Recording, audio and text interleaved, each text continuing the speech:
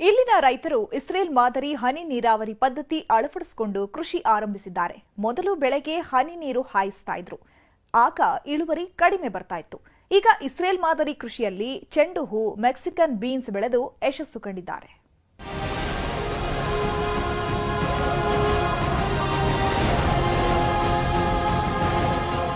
ಗದಗದ ಲಕ್ಕುಂಡಿ ಗ್ರಾಮದ ಹೇಮನ್ ನೋಖಾಪುರ ಇಸ್ರೇಲ್ ಮಾದರಿ ಅನುಸರಿಸಿ ಕೃಷಿ ಮಾಡ್ತಾ ಇರುವ ಮಾದರಿ ರೈತ.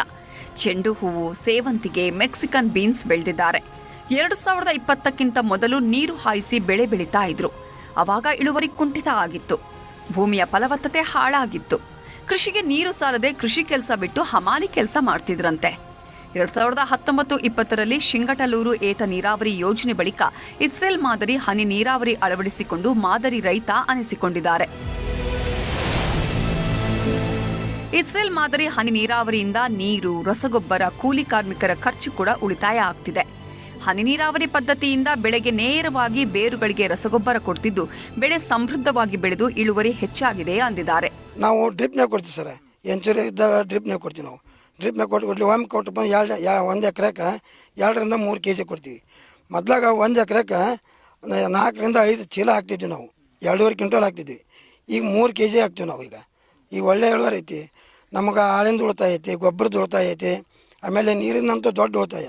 ಹೇಮನ್ ನೋಖಾಪುರ ಹೂಗಳನ್ನ ಅಷ್ಟೇ ಬೆಳೆಯದೆ 4 ಎಕರೆಯಲ್ಲಿ ರಾಜ್ಯದಲ್ಲಿ ಮೊದಲ ಬಾರಿಗೆ ಮೆಕ್ಸಿಕನ್ ಬೀನ್ಸ್ ಬೆಳೆಯಲು ಆರಂಭಿಸಿದ್ದಾರೆ. ಮೆಕ್ಸಿಕನ್ ಬೀನ್ಸ್ಗೆ ಮಾರುಕಟ್ಟೆಯಲ್ಲಿ ಡಿಮ್ಯಾಂಡ್ ಇದ್ದು ಭರ್ಜರಿ ಇಳುವರಿ ತೆಗೆದು ಭರ್ಜರಿ ಲಾಭದ ನಿರೀಕ್ಷೆಯಲ್ಲಿದ್ದಾರೆ. ರೈತರು ಇಸ್ರೇಲ್ ಮಾದರಿ ಕೃಷಿ ಅಳವಡಿಸಿಕೊಂಡು ಸರ್ಕಾರದ ಯೋಜನೆಯನ್ನ ಸದುಪಯೋಗಪಡಿಸಿಕೊಳ್ಳಿ ಅಂತ ರೈತ ಸಮುದಾಯಕ್ಕೆ ತಿಳಿಸಿದ್ದಾರೆ. ಈ ಯೋಜನೆಯಲ್ಲಿ ನಾವು ಡ್ರಿಪ್ ಪೈಪ್ಗಳ ಮೂಲಕ ನೀರನ್ನು ಕೊಡುವುದರಿಂದ ನೇರವಾಗಿ ಗಿಡದ ಬುಡಕ್ಕೆ ನೀರು ಒದಗಿಸುವುದರಿಂದ ಹೆಚ್ಚಿನ ತೇವಾಂಶ ಕಾಯ್ದಿಟ್ಟುಕೊಂಡು ಬೆಳೆಗಳಿಗೆ ಬೇಕಾಗುವ ಪೋಷಕಾಂಶಗಳನ್ನು ಒದಗಿಸುತ್ತದೆ. ಕಳೆಗಳ ನಿರ್ವಹಣೆಯನ್ನು ಮಾಡಬಹುದು ಮತ್ತು ರಾಸಾಯನಿಕ ಗೊಬ್ಬರಗಳನ್ನು ವೆಂಚೂರು ಮೂಲಕ ಕೊಡುವುದರಿಂದ ಹೆಚ್ಚಿನ ಪ್ರಮಾಣದ ರಾಸಾಯನಿಕ ಗೊಬ್ಬರಗಳನ್ನು ಉಪಯೋಗಿಸದೆ ಕಡಿಮೆ ಪ್ರಮಾಣದಲ್ಲಿ ಉಪಯೋಗಿಸಿ ಅದರ ವೆಚ್ಚವನ್ನು ಸಹಿತ ಕಡಿಮೆ ಮಾಡಿಕೊಳ್ಳಬಹುದು. ಇಸ್ರೇಲ್ ಮಾದರಿ ಕೃಷಿ ಪದ್ಧತಿ ಅಳವಡಿಸಿಕೊಂಡು ಹೇಮನ್ ನೋಖಾಪುರ ಯಶಸ್ಸು ಕಂಡಿದ್ದಾರೆ. ಈ ಮಾದರಿ ರೈತರಂತೆ ಉಳಿದ ರೈತರೂ ಕೂಡ ಈ ಯೋಜನೆಯ ಲಾಭ ಪಡೆದುಕೊಂಡ್ರೆ ಬಾಳು ಬಂಗಾರವಾಗಲಿದೆ. ಸಂತೋಷ್ ಕೊಣ್ಣೂರ, ನ್ಯೂಸ್ 18 ಗದಗ.